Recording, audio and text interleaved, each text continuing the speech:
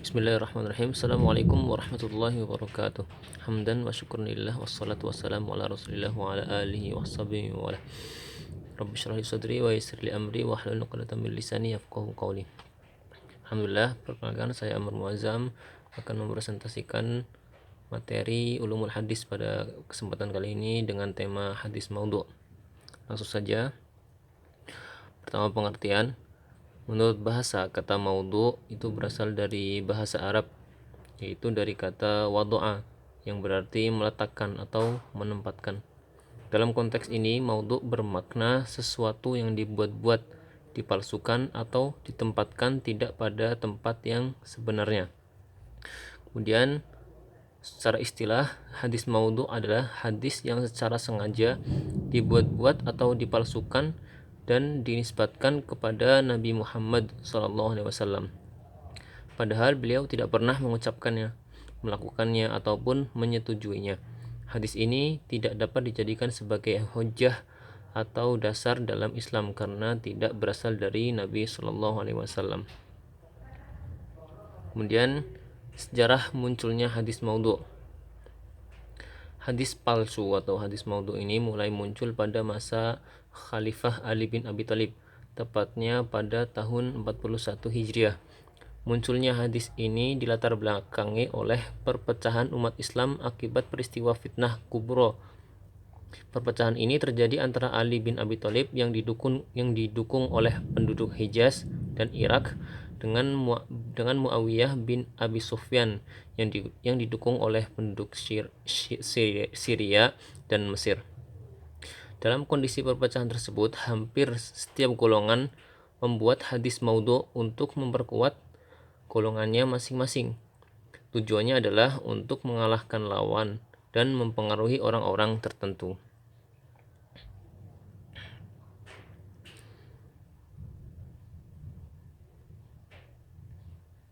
Selanjutnya, faktor-faktor yang menyebabkan munculnya hadis maudhu'. Yang pertama ada pertentangan politik. Konflik berkepanjangan antara kubu Ali dan Muawiyah melahirkan kelompok yang sangat fanatik terhadap kubu mereka masing-masing. Kubu Ali membuat hadis palsu tentang pengkultusan terhadap Ali bin Abi Thalib dan Ahlul Bait. Sebaliknya, kubu Muawiyah juga membuat hadis palsu agar arbitrase berjalan secara lancar dan sesuai dengan keinginan mereka. Kemudian faktor yang kedua adalah usaha kaum zindik, yaitu kaum zindik itu adalah golongan kaum yang sangat membenci Islam, baik Islam sebagai agama atau sebagai dasar negara atau pemerintahan, dan mereka melampiaskan kebencian mereka melalui konfrontasi dan pemalsuan baik Al-Quran maupun hadis. Hamad bin Said mengatakan hadis yang dibuat kaum zindik ini berjumlah hingga 1200 hadis. Kemudian yang ketiga, fanatik dan perselisihan mazhab. Jadi munculnya hadis maudhu' atau hadis palsu ini dalam masalah fikih dan ilmu kalam ini berasal dari para pengikut mazhab. Mereka berani melakukan pemalsuan hadis karena didorong sifat fanatik dan ingin menguatkan mazhabnya masing-masing. Dan yang keempat, itu menjilat penguasa dan mencari popularitas. Jadi ada juga yang membuat hadis palsu dengan tujuan agar diberi hadiah atau simpatik dari pimpinan. Dan beberapa kalangan juga membuat hadis palsu agar popularitas seseorang itu naik daun serta menarik perhatian orang awam yang belum mendalami ajaran agama Islam. Dan selanjutnya ciri-ciri hadis maudhu'. Para ulama membuat kaidah-kaidah yang menjadi dasar dalam menetapkan hadis-hadis maudhu'. Para ulama telah menetapkan tanda-tanda atau ciri-ciri yang harus diperhatikan dengan seksama agar dapat membedakan mana hadis maudhu' dan bukan maudhu'. Ciri-cirinya yaitu yang pertama, ciri-ciri dari segi sanadnya yaitu yang pertama, pengakuan dari pembuat hadis maudhu'. Maisarah bin Abi bin Abi Rabbih Al-Farisi mengaku bahwa ia telah membuat hadis maudhu tentang keutamaan Al-Quran. Beliau juga mengaku telah memaudhukan 70 hadis tentang keutamaan Ali radhiyallahu anhu.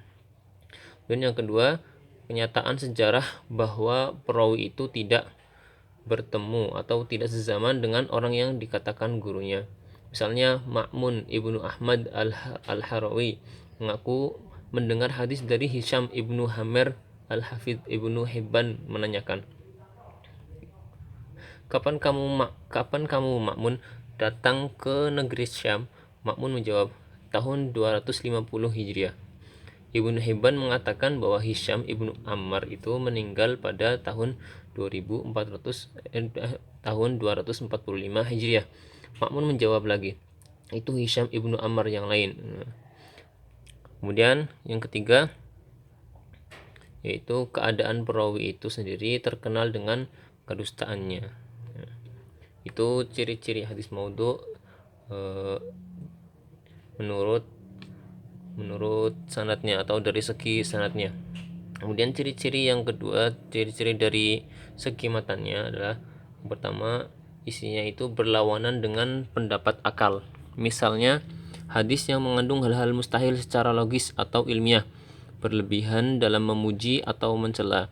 Hadis yang isinya terlalu berlebihan dalam memuji Nabi, sahabat, atau seseorang tertentu, atau sebaliknya mencela secara tidak proporsional, berisi janji pahala atau ancaman dosa yang tidak wajar. Misalnya, barang siapa membaca surat tertentu, maka ia akan mendapat 1000 istana di surga, itu contohnya.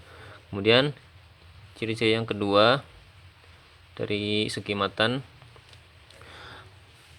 yaitu berlawanan dengan Al-Quran. Ya. Jika isi hadis bertentangan dengan ajaran Al-Quran yang pasti, maka itu menjadi tanda hadis palsu. Contohnya hadis yang menghalalkan sesuatu yang haram dalam Al-Quran. Kemudian dari segi matan juga ada lagi, yang ketiga ada berlawanan dengan sunnah atau hadis mutawatir ya. Itu sudah jelas termasuk hadis palsu. Dan yang terakhir ada berlawanan dengan ijma' atau kesepakatan para ulama. Itu juga termasuk hadis palsu atau hadis maudhu. Kemudian selanjutnya contoh hadis maudhu. Ini ada contoh hadis maudhu. Salah satunya naumus shaimi ibaratun wa samtuhu tasbihun wa amaluhu mudha'afun wa du'a'uhu mustajabun wa dzambuhu maghfurun. Artinya tidurnya orang yang sedang berpuasa itu ibadah, diamnya merupakan tasbih, amal perbuatannya akan dibalas dengan berlipat ganda, doanya mustajab dan dosanya diampuni. Diriwayatkan oleh Al-Baihaqi dalam Syu'abul Iman dan lain-lain dari jalur periwayat Abdullah bin Abi Aufa.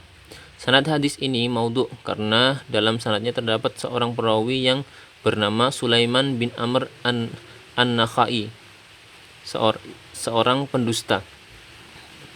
Dijelaskan dalam kitab Faidul Qadir nomor 9293, Silsilatul Dha'ifah nomor 4696 ya.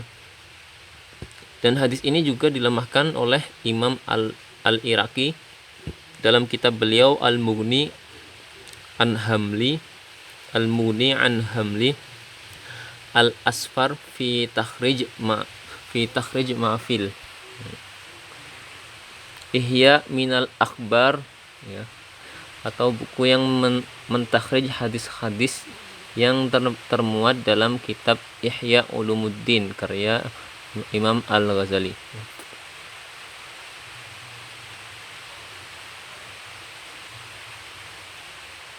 Ya, kemudian di situ juga sudah tertera kitab-kitab yang memuat hadis palsu ya. Ada Al-Maudhu Al-Kubra, Al-Ali Al-Masnu'ah, di Al-Hadis Al-Maudhu'ah karya As-Suyuti dan lain sebagainya. Kemudian selanjutnya hukum dan ancaman Hukum dan ancaman bagi pembuat hadis maudhu. Rasulullah Shallallahu Alaihi Wasallam memberi peringatan tegas kepada siapa saja yang membuat hadis palsu. Di antaranya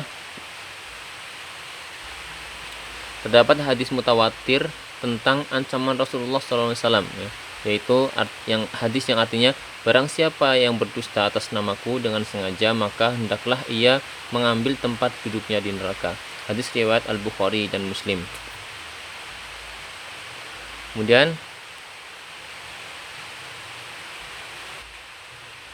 dalam hadis ini Rasulullah SAW tidak memberikan toleransi sedikit pun kepada mereka yang berdusta atas namanya, baik dalam hal kecil maupun besar. Ancaman ini menunjukkan bahwa perbuatan tersebut adalah dosa besar yang bisa menyebabkan pelakunya masuk neraka. Allah Subhanahu wa taala juga berfirman yang artinya, dan janganlah kamu mengatakan terhadap apa yang disebut-sebut oleh lidahmu secara dusta, ini halal dan ini haram, untuk mengada-ngadakan kebohongan terhadap Allah. Sungguhnya orang yang mengada-ngadakan kebohongan terhadap Allah tidak akan beruntung. Quran Surah An-Nahl ayat 16.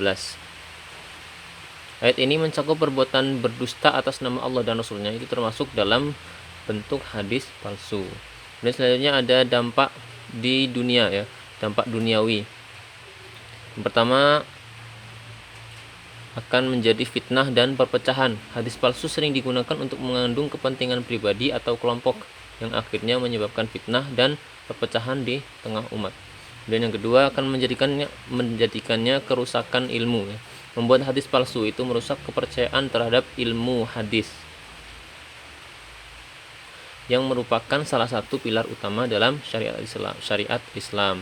Dan yang ketiga, ancaman di akhirat. Ancaman di akhirat itu pertama ada kehilangan rahmat Allah SWT. Pembuat hadis palsu akan jauh dari rahmat Allah karena telah melakukan kejahatan besar yang merusak agama. Yang kedua, akan mendapatkan siksaan di neraka. Sebagaimana disebutkan dalam hadis, orang yang berdusta atas nama Rasulullah akan dimasukkan ke dalam neraka. Dan kesimpulannya, hadis maudhu adalah ancaman bagi keautentikan ajaran Islam. Oleh karena itu, penting bagi umat Islam untuk mempelajari hadis maudhu dan berhati-hati dalam menyampaikan atau mengamalkan hadis yang belum jelas keabsahannya. Ulama hadis memiliki peran besar dalam menyaring dan menjaga kemurnian hadis Nabi SAW. Mungkin itu saja yang dapat saya sampaikan. Kalau ada banyak kesalahan, kami pribadi mohon maaf. Billahi taufiq wal hidayah. Assalamualaikum warahmatullahi wabarakatuh.